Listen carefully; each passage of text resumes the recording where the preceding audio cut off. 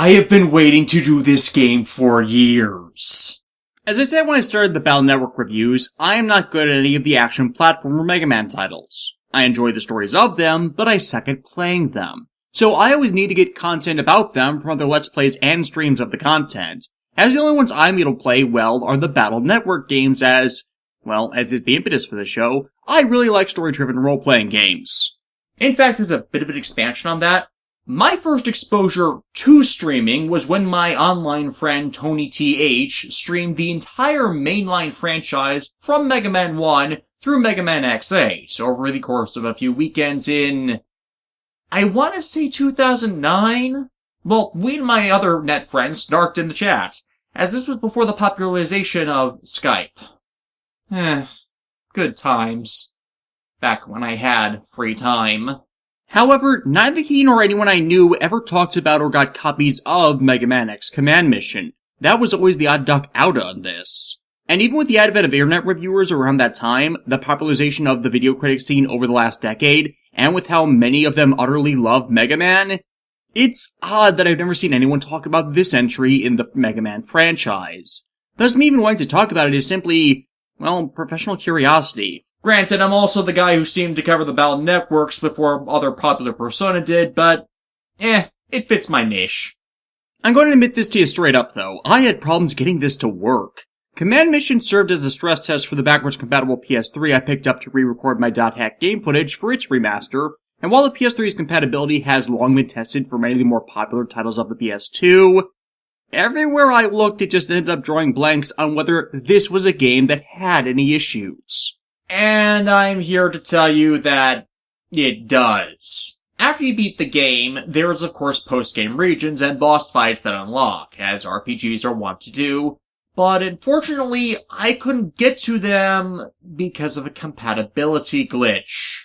As is common with RPGs, after beating the game's end boss, you go through all the credits, and are then prompted to save your game to go on to the post-game. But unfortunately when I would try, the PS3 wouldn't acknowledge the option to save, nor the memory card utility acknowledging there was save data to save onto. And since I couldn't save, the game wouldn't flag the New Game Plus content, meaning I was stuck with just all the content you get to before the last boss. Meaning, despite my modus operandi of trying to complete to the best of my ability everything I can in an RPG, I guess I'm just locked out from doing that this time. It's not like I can just transfer the save data back to a PS2 cartridge and play it on my PS2. The data card utility doesn't permit that. Which, in hindsight for a console that's 13 years old, you would have thought that would have been a thing they considered. Either way, sorry, I'm out of luck and just going to stick to the main story stuff, and won't be able to cover the 9 Tails bosses part of the post-game. Regardless, you can find those fights elsewhere on YouTube. For those who are not familiar, the Mega Man X series takes place in the near future, where machines known as Reploids are ubiquitous to life, and the maintaining of services in the world, each of them possessing a human level of sentience and sapience with regards to their own actualization of self. However, with full independence, faults in their make and programming leads some Reploids to on occasion go maverick, turn against society, and it's up to the Maverick Hunters to take them down. Enter Mega Man X, the final creation of the ubiquitous Dr. Light, who is actually the forefather of all modern Reploids, who were based on his designs.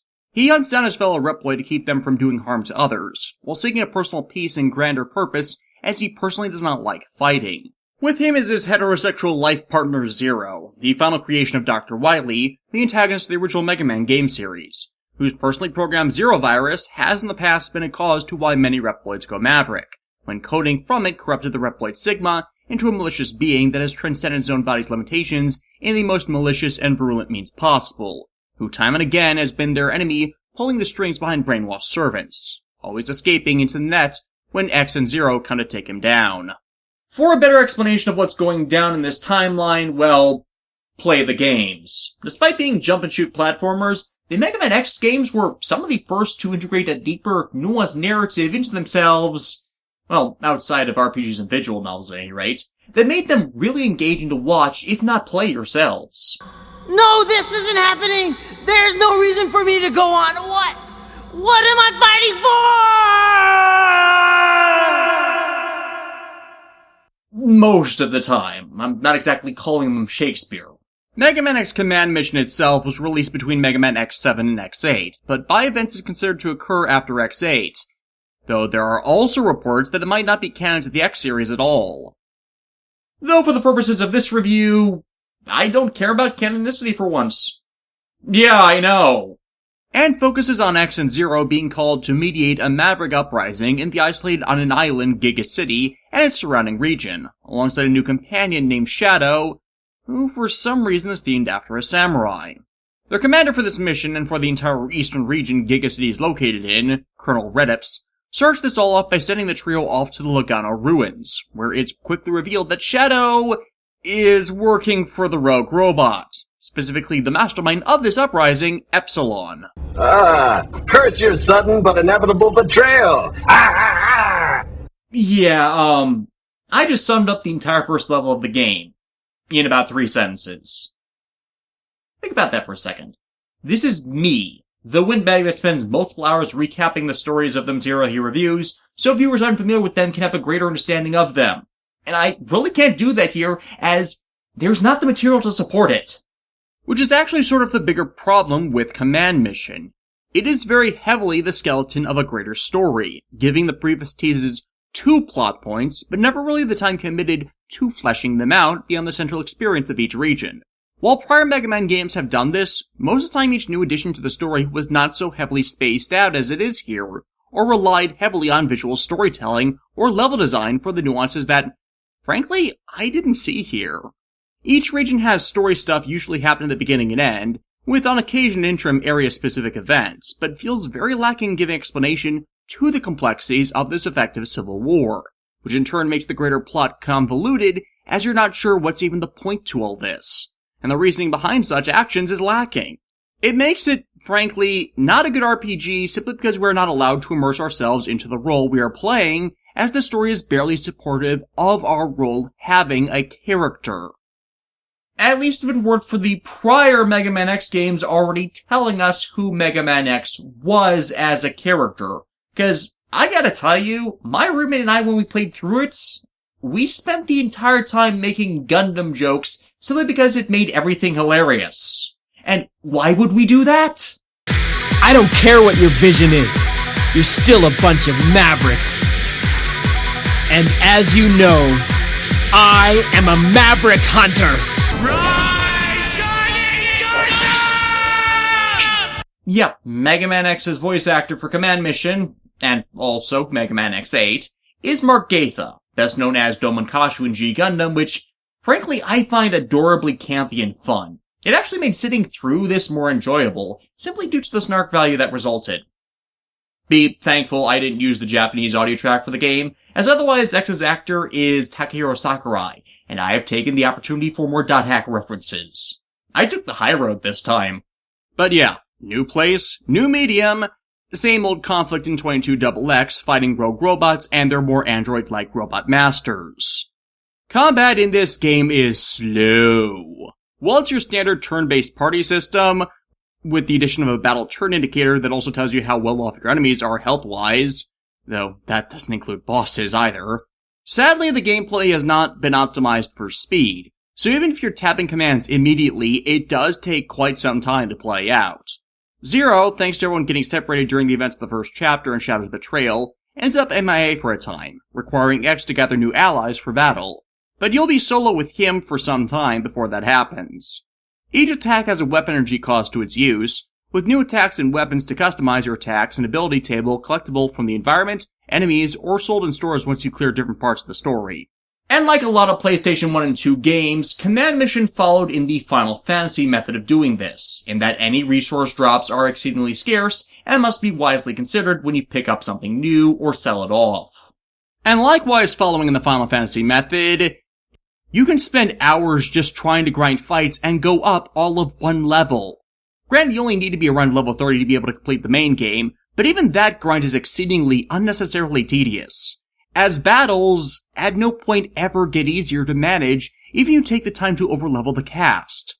And really, it's not even necessary to level or outfit anyone but X0 once he gets back, the team healer Cinnamon you pick up in Chapter 5 out of 12.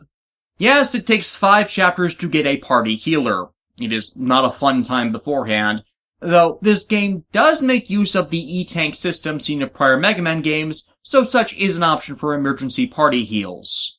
And also Axel once he shows up as well halfway through the game. Yeah, Axel has a near-universal hatedom for the character due to how, well, badly he came off as in X7 and X8 in being the hip, new, kid surrogate character, trying to edge his way into the turf held in people's minds by X and Zero, and it's not entirely undeserved since he proved himself redundant and his Reploid copy ability never seemed helpful on top of his more annoying persona. But here he's actually somewhat useful in that if you level him up enough, he changes into all the enemy bad guys to unleash special attacks that at times can deal super effective damage and has at times entirely saved my bacon from unsurmountable odds the game forces you into. This is pretty much the only game you want him around for those swap-in super attacks, even though he's still the fourth man in a 3-person party. And those super attacks are made capable by spending 50% or more of a character's weapon energy, known as an action trigger. They can have a variety of useful effects. As said, Axel's triggers his copyright ability, X's unleashes a charged shot whose damage and critical rate get higher the more weapon energy you use, Zero chains a number of his sword finishing slashes depending on the number of button combos you get right in the time frame. And on top of that, each character also has a hyper mode, which massively increases each character's stats and abilities for a number of turns, but you can only use it once per battle, and the gauge takes time to recharge afterwards so you can't spam the change every battle. I usually saved it for just boss battles. It made most of them so much easier. And late in the game, you can unlock 2 special ones for X and Zero. X's default one is his X Fire Armor, that also changes his Buster attack. What 2? Here I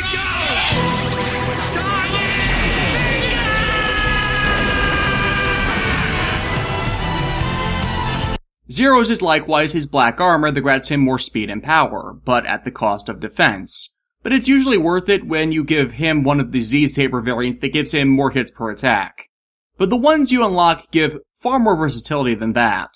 Zero's is the one you should grab first, which changes him into Absolute Zero, a water elemental devil theme form that can prove themselves utterly devastating, especially in tandem with the action trigger that now has you quickly match inputs into a flurry of attacks. While X's ultimate armor overloads him with weapons that allows him to unleash Macross missile massacres.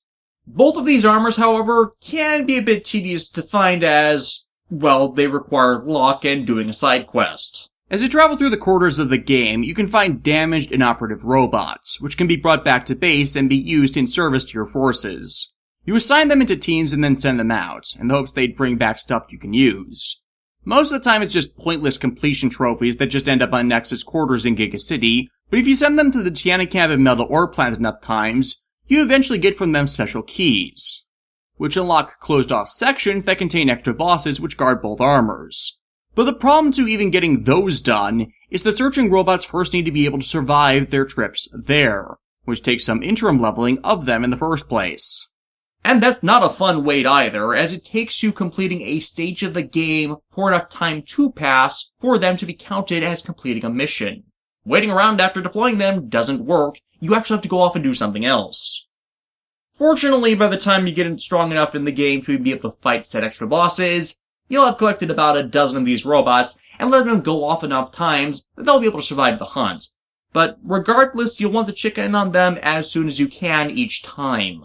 Zero's is best to get first as, frankly, the enemy is easier of the two to beat. What's guarding the Absolute Armor is just 2 duckbill mole robots, both of which are, ironically, weak to water attacks.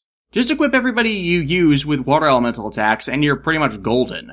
Axel honestly steals the battle here to gain his specialist MVP status, as the enemy boss Silverhorn he can turn into has as its special and area of effect tidal wave that is damn powerful. Then, with Absolute Zero obtained, it makes the battle for X's ultimate armor easier, but it's still a tough battle. Reflazian, who guards it, is also weak to water attacks, but the real problem is its helper Belladonnas that just increase the damage you receive, and lock you out of playing in your turns with the range of status debilitations you expect from an RPG. Though how you poison a robot is honestly beyond me. Blinding I get, you gunk up their optical processors. Paralysis I get if you can damage, jam up, or shut out their servos. Confusion effects? Those are usually caused by messed up cognitive processing in an organic being, Whereas if you could inflict that on a robot, shouldn't that just shut them down? What you have to do here is rely on both Axel using the Silverhorn copybot form for that tidal wave, in tandem with Zero and then unleashing a massive chain of attacks in absolute form. As something the game helps you out with, if you chain enough damage in a turn to deplete one enemy's health by at least 75%, you can then unleash a series of full team combo attacks called a Final Strike on enemies to deplete their remaining health or just do extra damage, and that sometimes acts as the deciding factor in a battle. You need to focus all your attacks on Reflegian first, as she can revive the Belladonnas, and the Belladonnas in turn can restore up to half of her HP each turn they have. So the entire time you are fighting a massive war of attrition, which will only end when she is scrapped on the floor. If you're having problems with this one though, mod Axel's attack command so he taunts all of them into attacking solely him, and then uses hypermode ability which renders him immune to damage for a couple turns by ghosting out. And that more than turns the tide of battle, as it'll free up Zero and X long enough to charge up their own attacks and hypermodes. If need be, there is a purchasable item that can refill the hyper mode gauge, but it is expensive to restock and, well, most of your spare Zenny will be going to Force Metal. Force Metal is actually what the entire conflict of the game is about, though the story takes forever to tell you this. Giga City and the outlying regions are all one large mining facility, built in order to collect a special ore that the local Reploids have refined into Force Metal, items that are designed to augment the powers and abilities of the equipped Reploids. The Force Metal is only found here because it all originates from one large asteroid that happened to strike down just under this region, and the properties of it that acts as this amplifier are not found in Earth native resources. But since they're constructing it, the augmentations are both easy to purchase, and over time can even be built by X once you recruit the aforementioned team medic Cinnamon. As installed within her is a Force Metal generator that both grants her party healing abilities and allows her to cannibalize existing metals and the raw ore into more advanced enhancements. Cinnamon is literally a cinnamon roll too perfect for this Earth, both from her personality being just that damn adorable, from the little time we actually get experiencing her character, and from how she is just that dead useful. Sadly though, Force Metal generation is locked by 3 factors. Cinnamon's own level, which needs a minimum level of 30 to unlock to possibly build everything, the resources on hand, which sometimes involve rare drops that, yeah, good luck with that, as the drop rates are terrible even when you make use of attack commands that specifically increase the drop rates of rare items. And lastly, you achieving various secondary game achievements. Collecting a certain amount of Zenny, which, again, is terribly handled, but can be slightly increased by another attack command you can equip that increases Zenny gain. Or managing to chain a certain number of Zero's action trigger attacks that I could never manage, or dealing upwards of 200,000 damage. That last one I found is literally impossible, as the damage table for this game is crap. It's rare you'll deal more than 1,000 damage from a normal attack, and even in a final strike, it's rare you'll break 100,000. Meaning it's meant to be done in the post-game, when you're meant to level your team beyond level 30, but at the time you're at level 30, you've already spent 20 hours on the game. So how long would it even take to get the team higher? Each Force Metal also has an erosion rating, with each allied Reploid able to hold a differing number of Force Metals at the same time limited by that rating. Go over that, and the host Reploid will perform far worse in battle. Zero has some of the worst erosion rating resistance and the lowest capacity to hold Force Metal, but due to him being so strong and having multi-hit through his swords regardless, just amping up his attack stat and weapon energy level is enough, as his Heat Haze attack command already boosts his damage potential anyways. If you want a suggestion about how to build these, focus on getting weapon energy levels higher on the team so they can do more damage each of their turns, as that also helps to build up action trigger rates faster for just sweeping damage.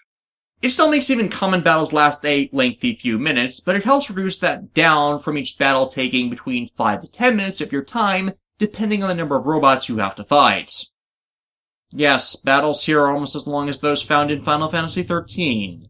And all the things you need to do with it to just be able to have an even footing, frankly just overcomplicates everything. Anyways, when X and Zero are betrayed by Shadow to join Epsilon's rebellion forces, the pair get separated when they're backed up by his flunkies. X retreating, getting repaired by the Giga City resistance that opposes Epsilon.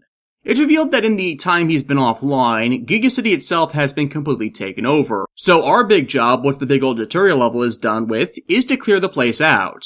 And While the poor implementation of the battle system makes this game tedious to get through, I gotta say, the design team did a good job in making everything here atmospheric.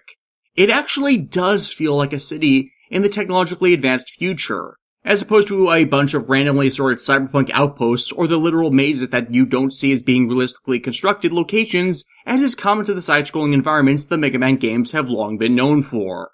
I completely believe people live here. We learned that the facility's leader and guy who called in the hunters, Colonel Redips, has gone missing, while the city's manager, Chief R, has been imprisoned. X racing to save him, and encountering a mercenary doing so. This is Spider, who attacks people with playing cards.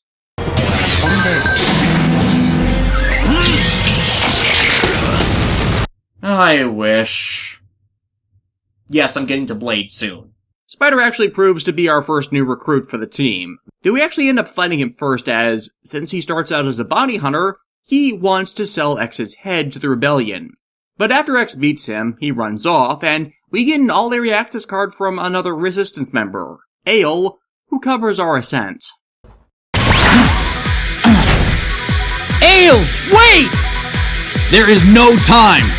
Leave them to me! Just go! I will not let you pass!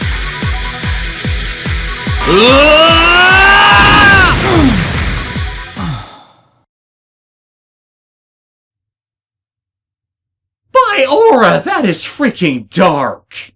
But Ale's sacrifice oddly serves as a turning point for Spider. As well, the Maverick in charge of this raid, Wild Django, offers Spider a blank check when the rebellion succeeds in taking over the island by proxy of the world. Something about Ale dying makes something shift in Spider's actions, so he ends up joining against them. With that, we reach and free Chief R, race over to the main command center of the city to stop Django from blowing it up, and face down the Jaguar Man. For his part on the team, Spider is damn useful, his abilities being weaker, but faster hitting, and early on specializes in giving us the item and Zen drops we need. His hyper mode, like Axel's later, renders him a ghost immune to attacks, and his action trigger is Poker, with various combinations of suit cards calling up differing effects, which are almost all helpful, with the best one of course being... Royal Straight Flash!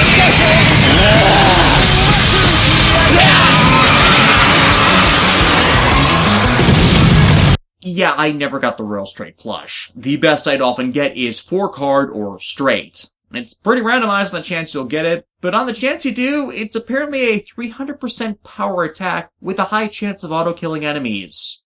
Django is Electric Elemental, and this game only has 3 elemental types, so they're in an odd triangle of fire, water, electricity, and thus is easy to beat with X's hyper mode. With that, the primary sect of the Giga City is liberated and becomes our base of operations. Shops and recovery resources opening up, and Chief R ordering us to then liberate Tiana Camp, a former mining facility that the rebellion turned into a makeshift prison for dissenters. Chief focus given on rescuing Nana, a Reploid specializing in all the fields that make her a superb bridge bunny and field unit advisor. Right outside it, though, we recruit our third party member, Pyros? I'm Massimo. Call me Steel Massimo. Oh, my mistake. You're Pyros the Third. Giving it everything!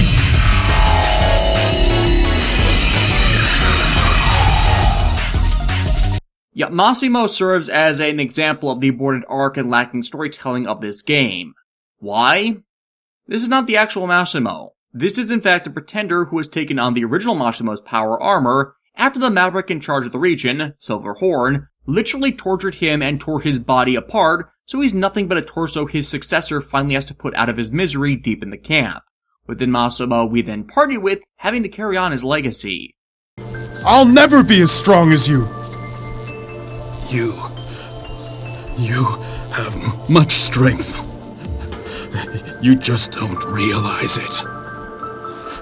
You can be even stronger than I was. Take the armor. Be strong. Now, a good game, or story, would then explore this with the character and him struggling to live up to a mentor's ideals or carry on in their name, the lingering weight of failure with them even dying, and them having to overcome their own confrontation with their death and its impact with how important the person they're succeeding was on their lives. 俺に帽子は早いまだ早えよ似合う男になれ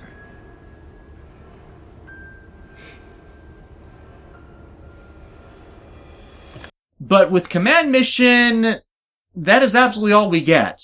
Once this stage is done with, it's never addressed again. There is no character arc.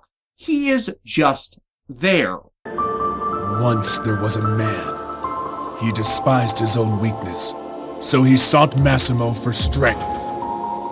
Massimo was a hero who used his strength to fight for the weak.